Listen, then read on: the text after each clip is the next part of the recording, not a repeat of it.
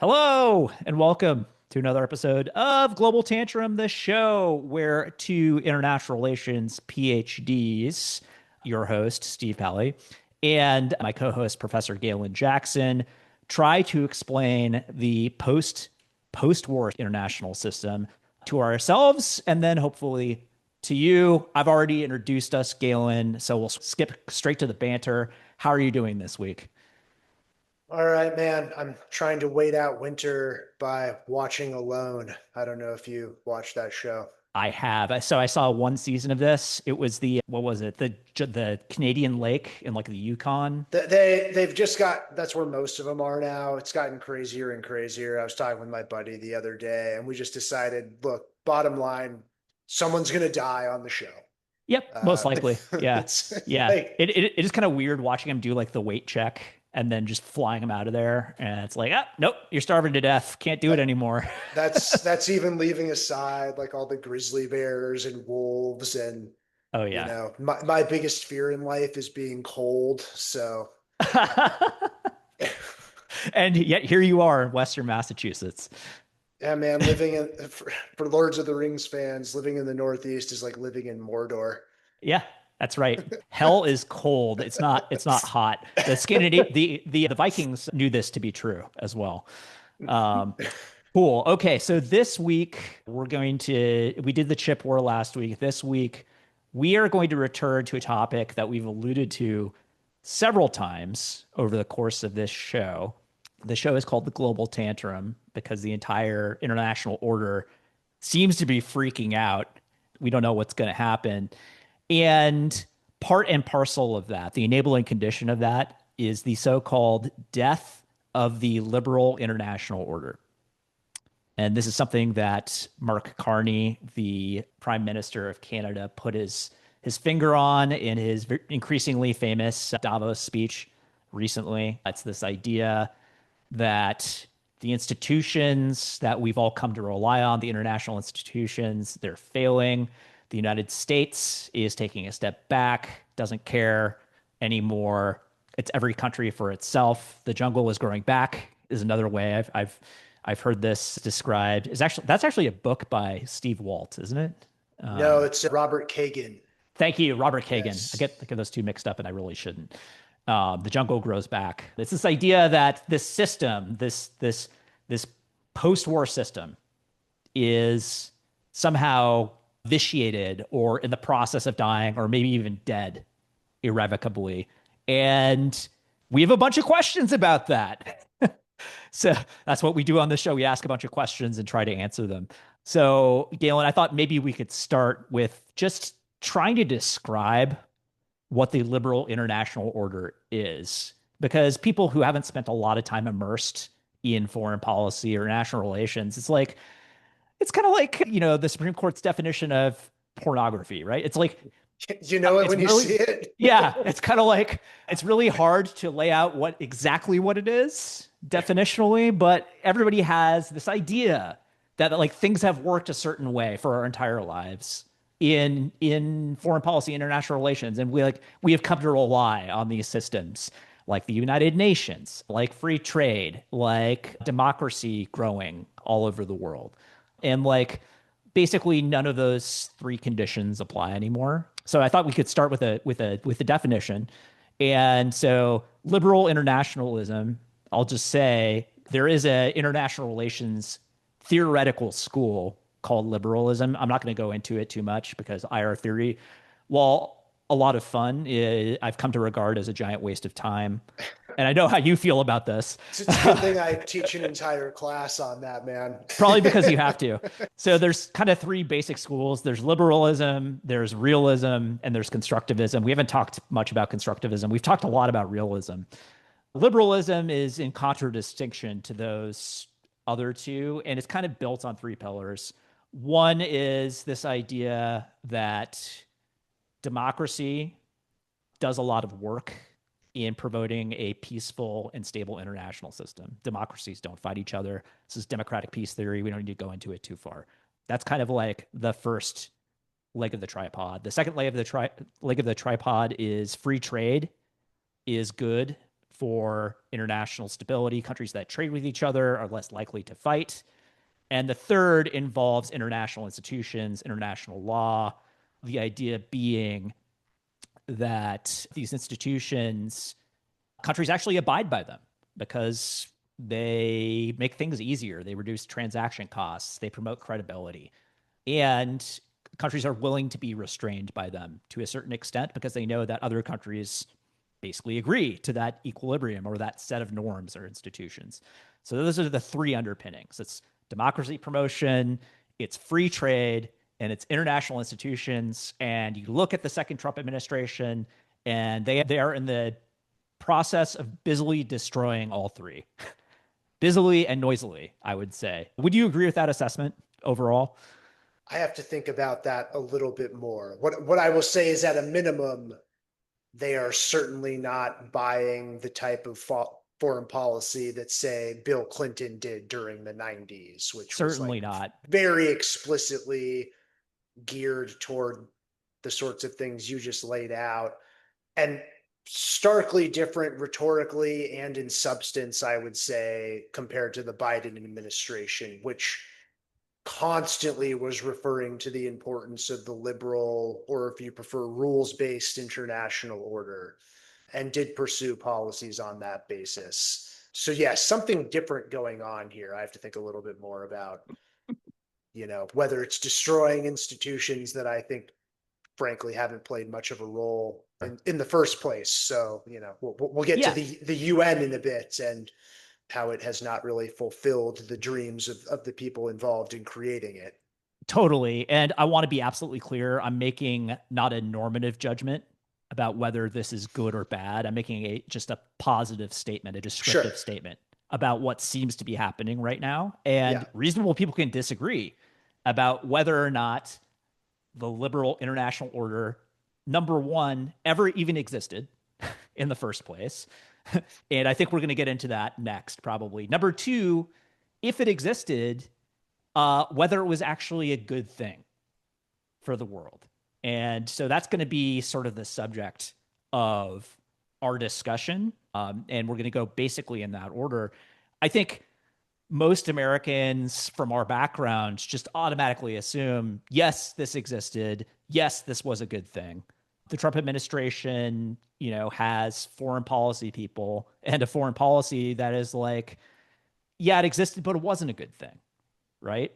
And we need to do things differently now, and we're starting to do things differently. Yes. And I will say, like, I do think it is different whether you think the US has prioritized things like democracy promotion. I think Mm-hmm. at various times it has, at various times it's been more lip service. I do think what's different about the Trump administration on that particular one is it seems like opposed normatively, you know, cozying up to countries like Hungary or Viktor Orban's Hungary. That strikes me Yeah, as different.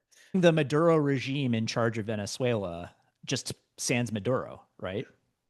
Another example. Well, yes, we will get into all of that. I think it Yeah, might be helpful to, you know, I think IR theory does have its uses. Much of my work sort of combines historical work with IR theory, but I take your point that if you get into the weeds and we start talking about Immanuel Kant, that's probably not in the interest of our podcast, man. I would love to do that for like 4 hours, but I think our audience wouldn't like it, and yeah, neither Look, would. I'm not sure I would, at least that part. Yeah, But I do think it might be useful if you will indulge me a few minutes to kind of set up a couple of foils here that I think let's do it. will create a nice framework for this. So, on the one hand, the one of the theorists whose work combines those three legs of the tripod you laid out into a grand theory that I think is a good representation of liberal internationalism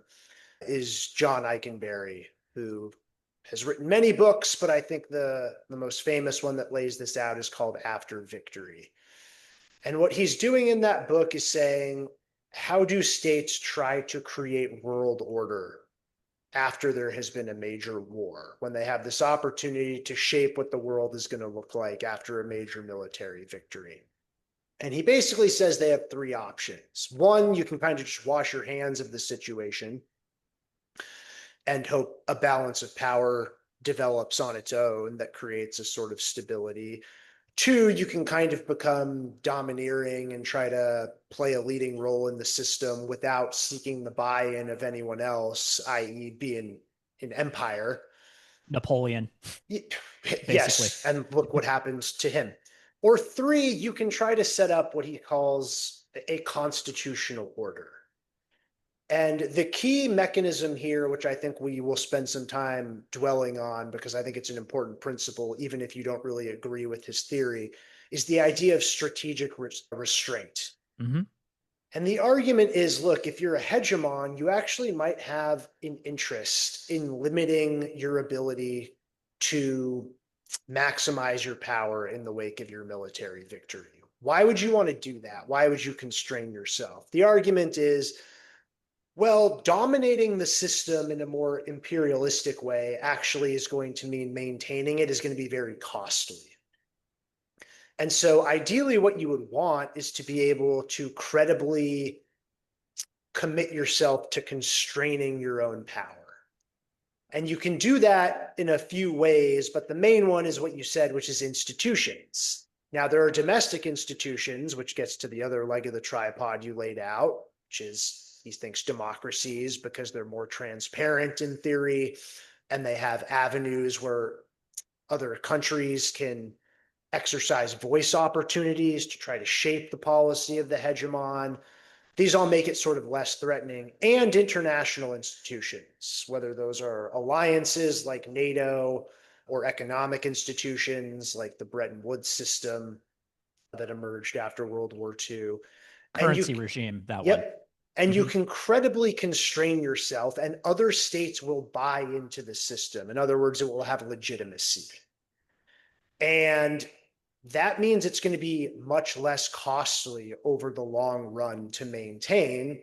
And over time, it will actually become stronger because there will, there will be path dependence. Breaking out of it will become more costly. You'll get vested interests that want to keep the system going.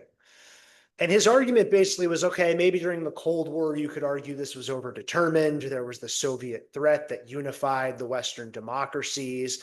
But the fact that the system persisted after the Cold War and that you didn't see a ton of counterbalancing against the United States, even at the height of the unipolar moment, means that some of these liberal mechanisms are doing a lot of work. Now, he sort of modified that a bit during the second Bush administration, and even more so when he wrote a revised edition during the first Trump administration. I don't know what his revision now would be in the midst of the second Trump administration, but that's kind of the argument, that it's kind of an enlightened self-interest argument. You restrain yourself, you do this through liberal institutions, through democracy, and that's how you get a stable world order that is kind of in your interest over the long term, even if you're not exploiting your military victory. And he says that's what the United States basically did after World War II. Okay. The foil to that, and I'm just going to say both of us were Mark Trachtenberg students at UCLA, so, I certainly will have some biases here. He just published, kind of remarkably, he's still doing this stuff, but in International Security, I think in either the latest edition or the one right before, or latest issue rather, a critique of this argument.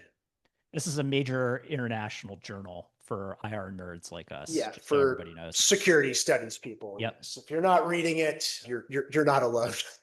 I wouldn't necessarily start unless you're really into this stuff. Go Yes. I mean, I read it, but look what I'm talking about right now. ahead. Now, the first thing he says is like, this rhetoric is everywhere now, right? So like Biden talked about it constantly. You and I are doing an episode on it right now. But what he says is like, by the way, a lot of countries have kind of thought this is BS. Certainly countries like China and Russia view it that way, but even other democracies, you mentioned Carney's speech. Even in that speech, I think at one point he said it was a useful fiction. Like He did. Yeah. it may or may not have actually existed. Yeah. There are certainly many Americans who think that this stuff is kind of window dressing to disguise, the hypocrisy of US foreign policy. But leaving all that aside, look, Mark's point in that piece is like, people make historical claims. in support of these arguments about how important it is for the United States to maintain this rules-based liberal world order. So we should look at those claims and see if they're actually true. One of those claims is that the United States deliberately set out after the Second World War to set this sort of system up. And his argument is that's actually not true. That if you look at Roosevelt's policy, he actually favored what he called the four policemen: the Soviet Union, the United States, the United Kingdom, and China. In effect, were going to run the world in a sort of soft spheres of influence type model, not something that a liberal internationalist would really condone, particularly since it involves non-democratic states, right? It's kind of a great power concert model, not so much a liberal internationalist model.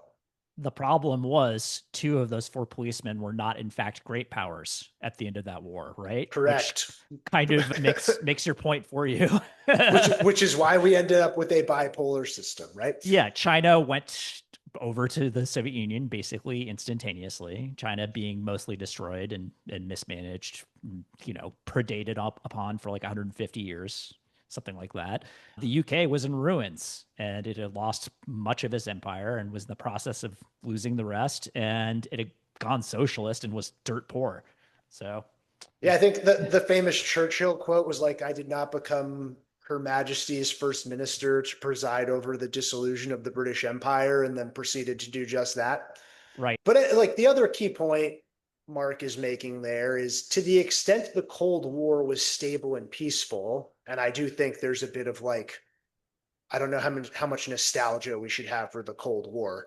But to the extent the Cold War stayed cold, it was because the United States and the Soviet Union were able to reach a number of political understandings, Yep. agreements that everyone could live with because they secured each other's most important interests, particularly when it came to the problem of German power, which we've talked Mm-hmm. about before. Also, Cuba. Yeah, the Yes. Cold War could have gone from cold to thermonuclear at a number of different junctures, and Cuba's just the most well known. But there are others, and Yes. if that had happened, we'd be probably not having this conversation at all. But if we were, it would be a very different It would conversation. be a very different conversation. Yes. You can see why we like to talk about nuclear issues so much on this show. It's Yeah. important stuff. But the other point he makes there is that the institutions, in his view, really weren't doing the legwork. So anyone that studied the Cold War knows that the UN is completely ineffectual because the superpowers have a veto. Mm-hmm. And in fact, the only meaningful action that the United Nations really takes throughout the Cold War is the intervention in the Korean War. And that's really more the exception that proves the rule, because the Soviets boycotted that vote at the Security Council and therefore couldn't veto it. As for NATO, while it's true that the existence of this multilateral formal alliance system did, in a certain sense, make things stronger, or the US commitment stronger, to the extent US power was constrained, it was not because of the existence of NATO and the institutional mechanisms therein. In fact, you and I have talked about how NATO is a largely US dominated body. The Supreme Allied Commander is always an American. US military power is the heart of the alliance. The real reason US power was constrained and that the European decision making had, in a certain sense, to be respected was because the United States needed the Europeans as well. Without the It's Europeans, you couldn't balance Soviet power in Europe.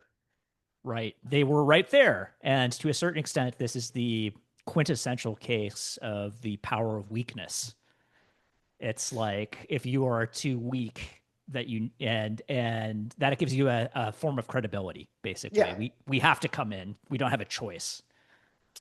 But the key point being, the thing creating order or constraining each side's actions is just basic power political interests, right? Not Mm-hmm. these institutional mechanisms.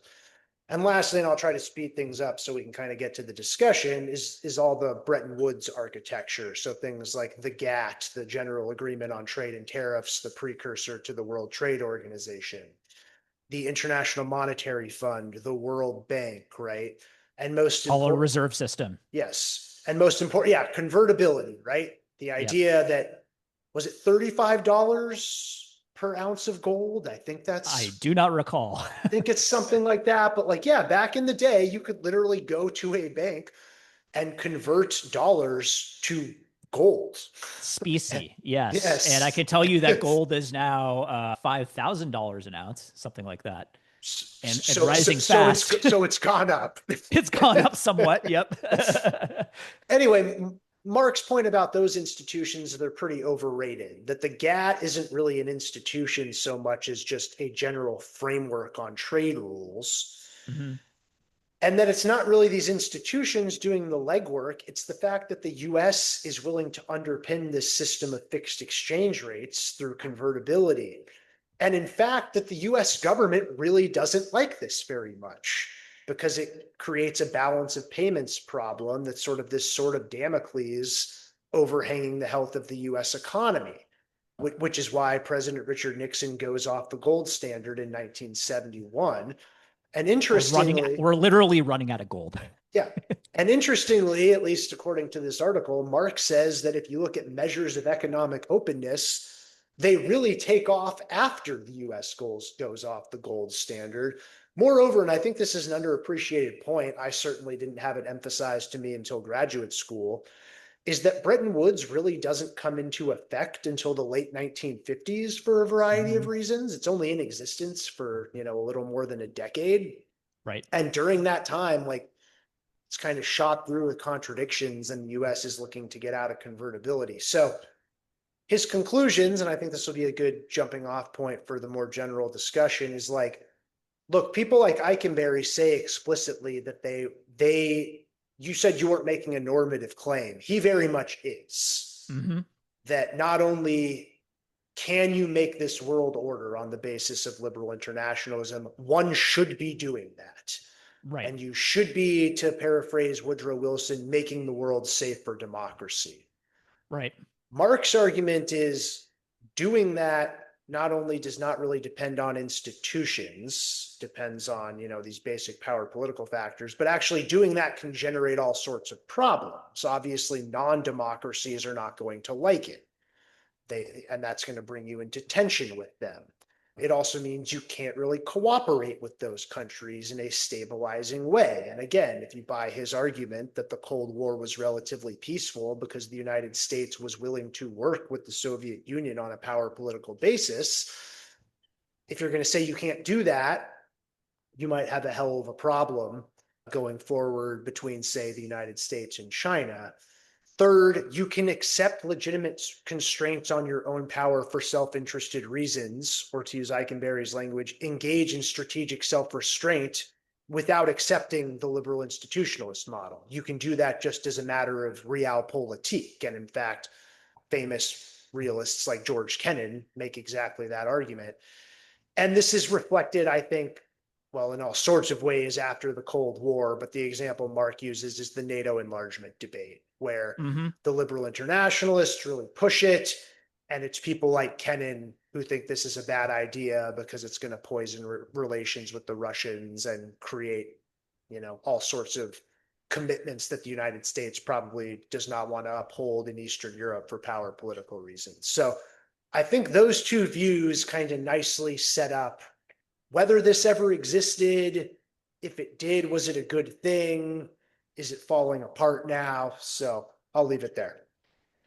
Yeah. Wow. That was a magisterial summary. Thank you for that. It's almost I like don't you think I've designed it ever as been referred to as magisterial, man.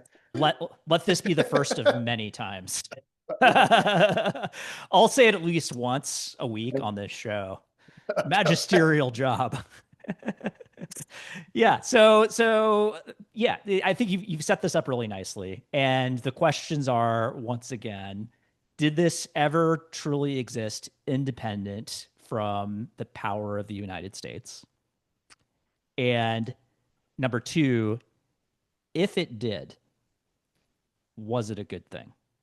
Or could we have had an even better system, even more stability in the absence of these institutional trappings, in the absence of, well, not so much democratic peace, but democracy promotion, and so on, right? Because if you believe in democratic peace, if you believe that democracies don't fight each other, you're going to be involved in promoting the spread of democracy and the spread of Yeah. free trade.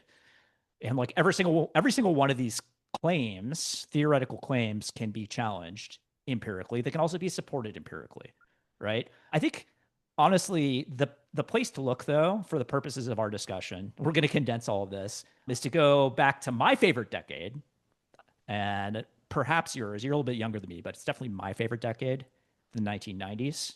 Okay. I Yeah. wasn't sure where you were going. Yeah. So one thing My, to note, Michael Jordan. I mean, yeah, what Michael else you got to say? Jordan, yeah, the like Oakley's, Seattle grunge, Pearl Jam, Friends, Seinfeld, Titanic. It's a great decade. I was not expecting Titanic in the list, man. Right. So here's what happened in the 1990s. The Soviet Union collapsed, right? So, like, whatever quote unquote work, theoretical work, the Cold War was or was not doing stopped in the 1990s, right? So, this problem of overdetermination, it's like we have these overlapping sets of conditions that are actually causing what we see. A big one goes away. We don't have the Cold War anymore. And then in the 2000s, we have the George W. Bush administration, which is interesting because they get big into democracy promotion, but they start ignoring international institutions, right? So to me, it's like, okay, assuming that this did ever exist, it was actually only for about a decade. You know, if we're going to actually like look at the independent effects of whatever this was, it happens to be the decade where the United States was the unchallenged, unipolar, It's a good point, man. yeah, sort of central power, arguably the only power in the system, Well, unipolarity, right? if you buy the idea that the system was unipolar, which I think most people do, by definition, it was, Yeah, right? in the 1990s and probably in the 2000s too, right? So let's examine the 1990s. Was the United States independently bound by the liberal international order that it had promoted during the 1990s? That's the question that I ask myself. And I think the evidence is mixed. I don't know how you think about it. Well, I'm gonna let you start because I guess I'm trying to think of metrics for this, right? Like your Yeah. point about the second Bush administration is a good one, Mm-hmm. which is that administration famously comprised largely of neoconservatives Mm-hmm. who find international institutions completely anathema to everything they want to do, precisely because they think American power should be unconstrained. Exactly. Um, So that would argue for the veneer argument, right? Um, Yeah, although interestingly, the mere fact that they think that suggests they do believe those institutions have a certain constraining mhm. effect, Yeah.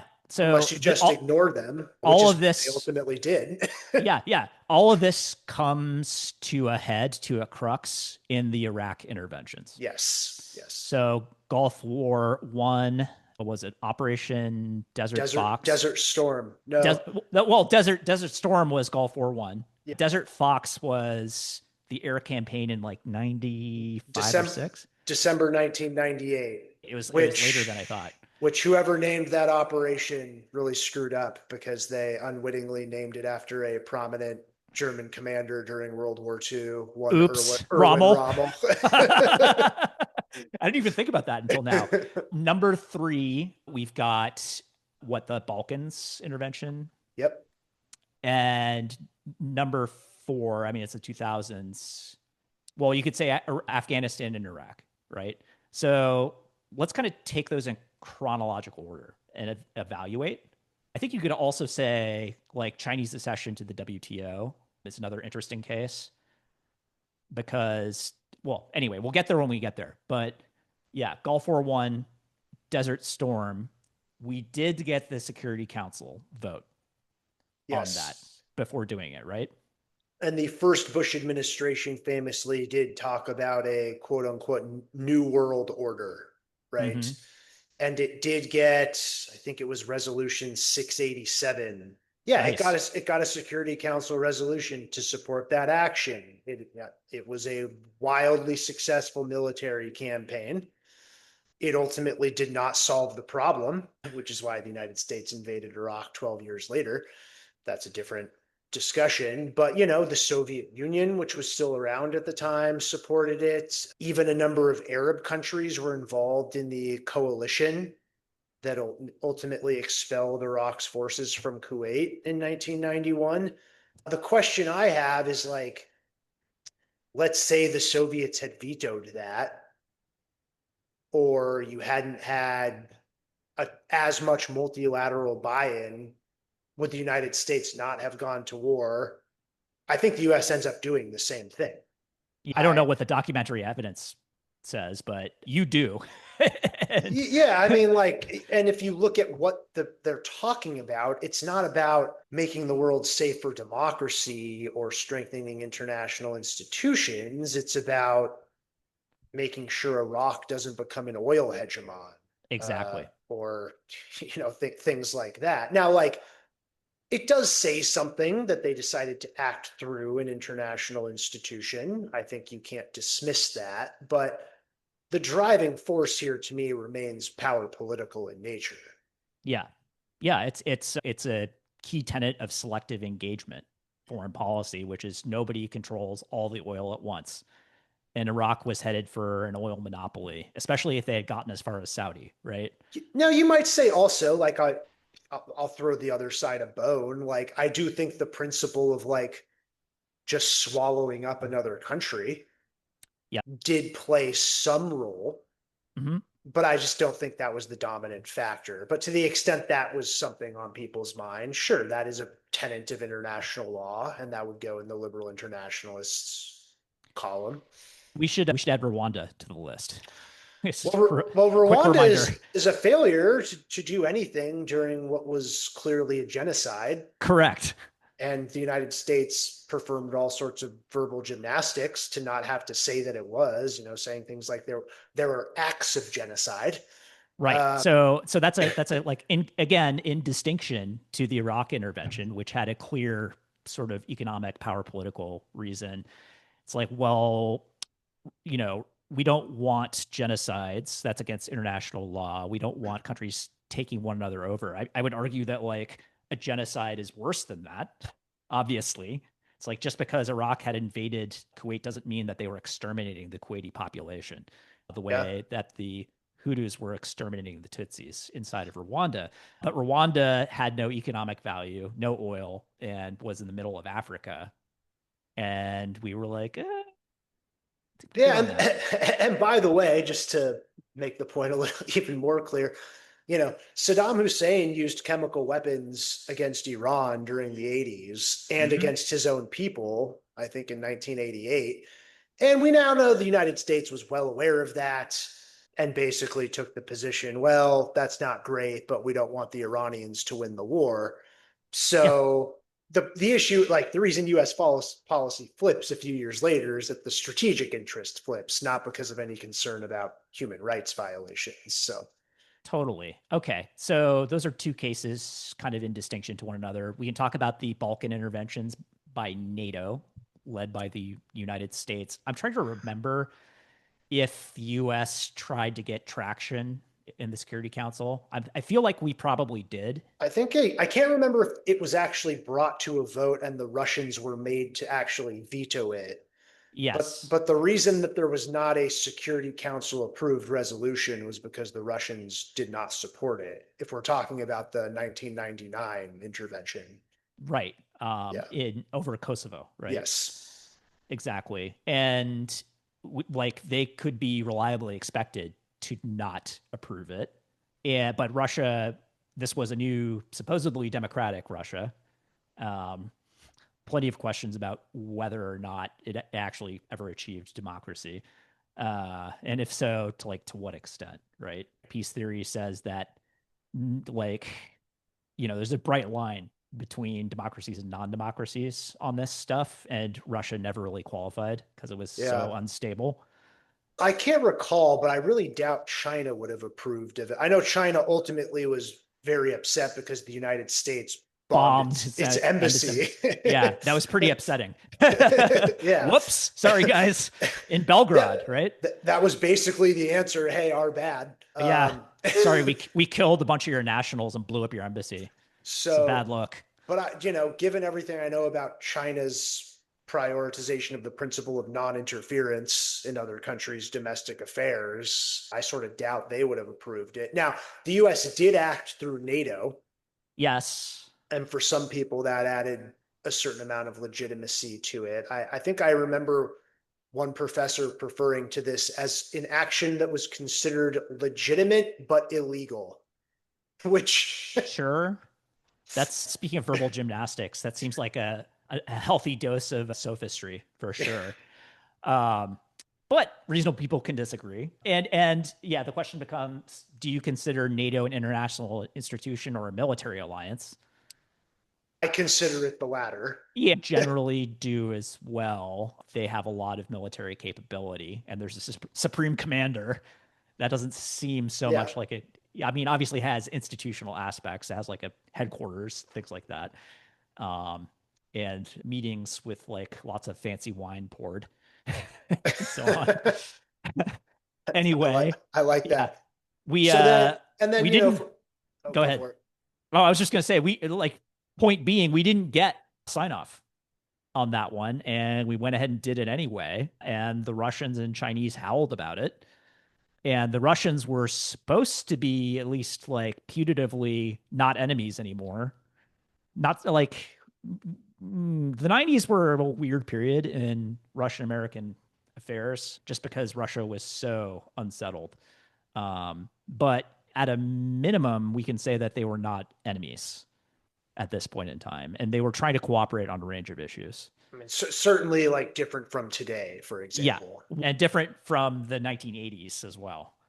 So then the other cases, I'll add in one more, even though we're now getting out of the 90s. The 2001 Afghanistan intervention, it just wasn't controversial No, for obvious reasons. And let's say that the US had not gotten international support, it would have done it obviously. anyway. And like, Yeah, I believe there was like 1 million people in the streets of Tehran that held a vigil after 9/11. yeah. So it was like the whole world Um, supported that operation. amazingly, and the whole world, well, so many different countries had people killed in those attacks. You know, it's like New York is the epicenter Yeah. of the American-led international order. Like the Al Qaeda attacked the liberal international order in September 11th as much as it attacked the United States. So symbolically, at least, that's what was happening. Okay. And so then 2003, clear one in the loss column for the Yeah, liberal internationalists, which and then is like, it kind of gets worse from there, from there on out, right? yeah. Well, It so then doesn't get better. the last one I was going to bring up, which I think is also an L ultimately for that side, is the 2011 Libya intervention, Yeah, which does get a UN Security Council resolution in support because the Russians and the Chinese agree to abstain. The reason I'm saying it's an L is because those abstentions, one, it's not Putin in charge of Russia at the time, it's Medvedev. And so maybe if Putin's in power, it's a different vote. But the bigger thing is the stated reason for the operation was to prevent a massacre in Benghazi. right. That is ultimately not what that operation became. It becomes a regime change operation fairly quickly, leads to the death of Muammar Gaddafi. And wow, I think he was a really bad guy, and I'm not going to say nice things about him. Libya turns into a failed state fairly Mm-hmm. immediately, and Russia and China come to regret that and basically say, we're not doing this ever again. So Libya these not days really a win. is basically it's a party playground for global mercenaries and drone technologists. Yeah. It's just anarchy basically. It's a bummer, total bummer, man. It's a bummer, man. It's a Now, like, look, I do want to say I think the point you made about the '90s is a good one. There's a debate about the Cold War period about how much of the work is being done by the Soviet threat and how much of it is being Mhm. done by these institutions. So maybe you're going to say it's overdetermined. But I tend to agree with you that the post Cold War period, when we're getting this sort of critical test, doesn't hold up particularly well. If it holds up for like no more than a decade. And even Uh, then, we just kind of said the record wasn't that great, even then. yeah. Now you could say the George W. Bush administration had the intention of preserving it and wanted to preserve it prior to, beginning of September 11th and all of that. And that's what like led the neoconservatives to take over and start chipping away at this stuff. But can you say that things were going to be on the right track when that was an administration stocked with neocons who No, very much do not like international institutions and Paul constraining American? Wolfowitz and L. Paul Bremer and all these Yeah, guys. Yeah, totally. No, yeah. Well, so here's another critical test, right? I'm going to set this up in nerd terms very briefly, but nice. you know, the famous realist scholar John Mearsheimer wrote a few articles right when the Cold War ended. One in international security, which, as we mentioned, is a real nerds journal for us. The other one was in the Atlantic Monthly, and I think it was called "Why We Will Soon Miss the Cold War." Oh, yeah, that's classic. And the argument he made is one we've alluded to on the show before, which is okay, the Cold War is over. The United States doesn't have to care about balancing Soviet power in the area anymore. Inevitably, the United States is going to withdraw back to the Western Hemisphere. What's going to happen? The American pacifier effect is not going to be there, and the Europeans are going to start fighting again, and it's going to be a total mess like it was in the 20th century. Yeah. Now, we never got to actually see that test because the United States, to the surprise of him and many others, did remain engaged in NATO. About 25 years early. So this is my point. Like, Yeah. to me, this might now be the critical test because Europe is a place that does have many supranational institutions, such Mm-hmm. as the EU and the European Central Bank and many others. Now, assuming US policy does continue to shift, and we do see a continued drawdown of US involvement in Europe and elsewhere, will those institutions have the sort of effect that someone like Eikenberry believes that they do? Yeah, that's a critical question, right? It's now that you like at a minimum, the US is gone now. It could come back with a future administration, but can it ever really be the same if it cannot be counted upon every 4 years to swing wildly? It's like I would say at a minimum, like the US's role in the international system has been destabilized because its domestic politics has been destabilized. And it's not clear like what the United States quote unquote wants to do anymore with its still considerable power, right? It's so that's one question. Another question to me is whether some group of countries, sans the United States, can reanimate the institutions that remain, that can pick up the reins of international law enforcement and international free trade, and if not democracy promotion, then democratic alliances. Um, and this is something that again Mark Carney alluded to in his speech. It's time for the middle powers, so the other members of the G7, the Asian democracies, and so forth, to step up. And together they have a good amount of aggregate power. They're just geographically distributed, and they're not one massive country. So this is another acid test, right?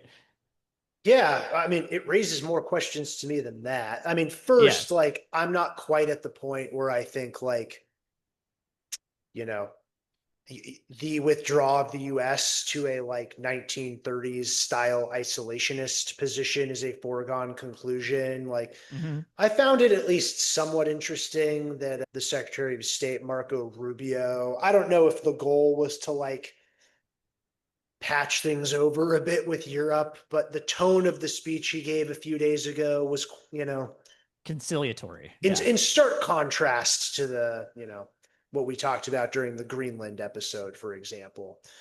Whether that like means there's going to be any meaningful changes in how the administration is approaching policy toward Europe, I don't know. But like, I'm not quite willing to just declare that period dead yet. Well, So would you say that the US is a dice roll going forward though? 100%. Yeah, and if it's a dice roll, then like even if you roll the dice and you get President Newsom or President AOC, it's like you could roll it again and get President Vance 4 years Totally. later. And like, as I said on previous episodes, like, I do think this time is different. But as we've also said, like, this is not the alliance's first crisis. And so in some sense, a dice roll has always been Mm. part of the game on Europe's part. It seems like more of a gamble than it used to. Hmm. Anyway, my point is just like, I'm not totally at the like it's completely over conclusion just yet. I think that's Hmm. certainly a possibility. The bigger questions I have is one you raised at the outset, which is like, is it necessarily a bad thing if this Right. happens? Okay. Right. Now, like, one of those has to do with, can the Europeans manage their own affairs, like Hmm. without US power involved, which has the sub question of, if so, do they need the institutions, or can they just do it on a power political basis? The other one is like, can we actually have potentially more world order Hmm. without this stuff? Like, if you subscribe to Mark's argument, which, like, I guess I'm biased as his former student, I have a hard time critiquing his analysis of the Cold War history, since like he has done way more of that stuff than pretty much anyone I know. Yep. But like, it is true to me that prioritizing these sorts of institutions, and particularly the ideological impulses that they're premised upon, can needlessly cause tensions, right? Like, Hmm. it does mean you can't work something out with, say, China. And not a fan of China's autocratic system and the most robust police state arguably ever set up in world history. On the other hand, like, pretending it doesn't exist is not a winning strategy. Yeah, And or feeling like we have to like protect a local democracy because it's a democracy, right? well, so because like neither of us wants to see World War III. World War Not really. III, would ruin our whole day. Yeah, Um, for sure. so like, I think the thing that's most interesting to me here is like, if you peel back all of the IR theory stuff, which I do, think it's important to dig into that, like, you can still potentially get to not exactly the same, but similar policy recommendations. Like, even though I don't necessarily buy the Eikenberry theory, I think the principle of strategic restraint is a good one. Right. Like, I think the United States invading Iraq was a really bad idea, Yeah. right? That was not good for the world, but it wasn't good for the United States. Yeah. I don't think that it was a bad idea for reasons having to do with this rules based order, but it was a bad idea. Right. So it's possible you can strip away some of these things. And particularly, as you said, if NATO is a military alliance and not so much of like an institution, in the sense that like the United Nations is an institution, then I'm not sure, like, I'll put it this way. I can have problems with the current administration's foreign policy, even if my concern has less to do with the sorts of things that someone like Eikenberry would point to. Right. Right. Yeah, and to that point, if you ask other countries about the liberal international order, whether they're American friends or American enemies, you can reliably expect American enemies to just say it's BS. It's always been BS. The U.S. just does whatever it wants. You can occasionally get friends saying that too. The French, the Canadians, not so much the British, although Germans. Charles de Gaulle, this was his whole Yes, shtick, right? yeah, Like, yeah, and it's like if all we ever got out of this was actually 1 decade of American restraint, at best. Debatably. Yeah, debatably, right? The 1990s. Then no wonder other countries are like, okay, like what did this ever really get us other than the US doing whatever it wanted under a cover of just a rhetorical smokescreen, right? Yeah. It is interesting to me that there seems to be a movement afoot for, Canada, Europe, the Asian democracies to try to put something else together to fill the vacuum. But like, what will that look like? Will it look like the set of institutions that the US designed in the post war era, or will it be different? And if it's different, will it do any work independent of these countries' jurisdictions and these countries' combined power footprint? That's Yeah. the question to me, right? It's like, what work does this really do other than rhetorical work? So that is a great way of putting it. Another way of thinking about it, just to piggyback on that, and like just for the record, I'm still rooting for Team USA in this hockey game. I'm not Let's really go. a hockey fan, but like, you know, I always root for Team USA. But Absolutely. like, here's another way of putting it. Like, I think it has been a really bad idea that the Trump administration has turned Canada into an adversary.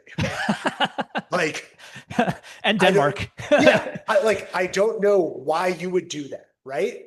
Yeah. Um, but I think that for power political reasons, okay, like if as an American and I look at like the security environment, like what's the famous Bismarck quote? God looks favorably on fools, drunkards, and the United States of America. Apparently that's apocryphal, but yeah, Okay, let's okay, attribute it to Bismarck. Yeah. okay. It's got oceans to the east and west, and until recently, friendly neighbors to the north and south. Right. Okay. So, like, the US is a status quo power. Should be.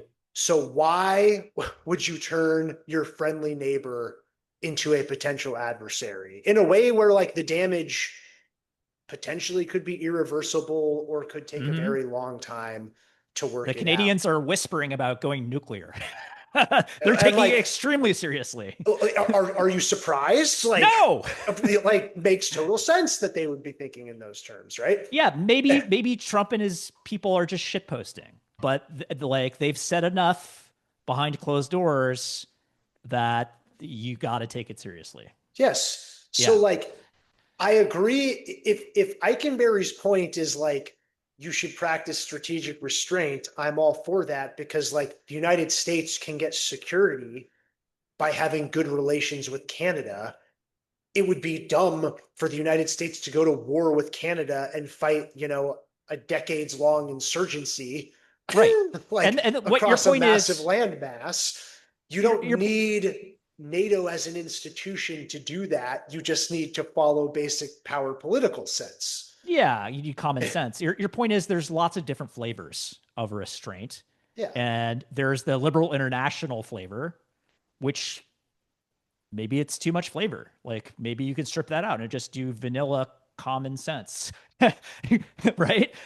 And you don't need like the raspberry swirl and the toppings of all of these different institutions and all of these, frankly, bureaucrats doing stuff. And maybe it does something. Maybe it's PR effectively. Right. And look, good PR can make a difference, to be clear. I'm not arguing that it does nothing. I don't think that you're arguing necessarily that it does nothing either, that it Yeah. contributes nothing. I think at a minimum, it was something for a lot of people to believe in. And I think it probably did make business easier. Yeah. I mean, like, But I think like the idea, this is a classic point of liberal institutionists, like helps bring down transaction costs, right? yeah, Like it greases the system, so to speak. yeah. That strikes This me as perfectly sensible. law Uh, laws are helpful. Yeah, they're a coordinating mechanism. And if even if enforcement depends on what the United States wants to do or not do in any given case, but it's like it's not pointless, but it's not primary, yeah, right? or like another way of putting it, this is a little harsh, so I don't mean to totally own it, but it's like these things fail you when you need them the most. So like Right. to go back to the post 9/11 cases, you got the stamp of approval for Afghanistan, but you didn't really need it. The whole Right. world was on board, which is why you got it. You didn't get it for Iraq. You went ahead anyway. Right. Yeah, Yeah, so exactly. like Yeah. what is it necessarily holding up? But like that's why I kind of the language I think might confuse more than clarify. Like if you're bemoaning the end of the rules-based or liberal international order, if what you mean by that is the US just like acting like a crazy person going around needlessly picking fights, like I'm all with you, but I don't know if like you needed the institutions to prevent that. Like you could Yeah. have Yeah. gotten that without them. So Yeah. Totally. And by the way, we did some of that in parallel while the institutions were still around. It's we did a bunch of crazy stuff in the 2000s too, and into the Obama years. So yeah. Anyway, that's why I do kind of like this point Mark makes in the article, which is like, which much of what my work does is like it's important to like investigate these claims that are based on historical arguments, hmm right? Like because if you can tie them to historical claims, it makes them more powerful. Oh, things have always been done this way. So like hmm questioning them becomes more difficult. So whatever you think of this debate, and obviously there will be people that disagree with me, including many smart people. I do think it matters to like get the history right. yeah, always. And that's your jam, and I approve. Let's leave it there for this week. Great discussion as always, Galen. And this has been another episode of Global Tantrum. See you next week. Later, man.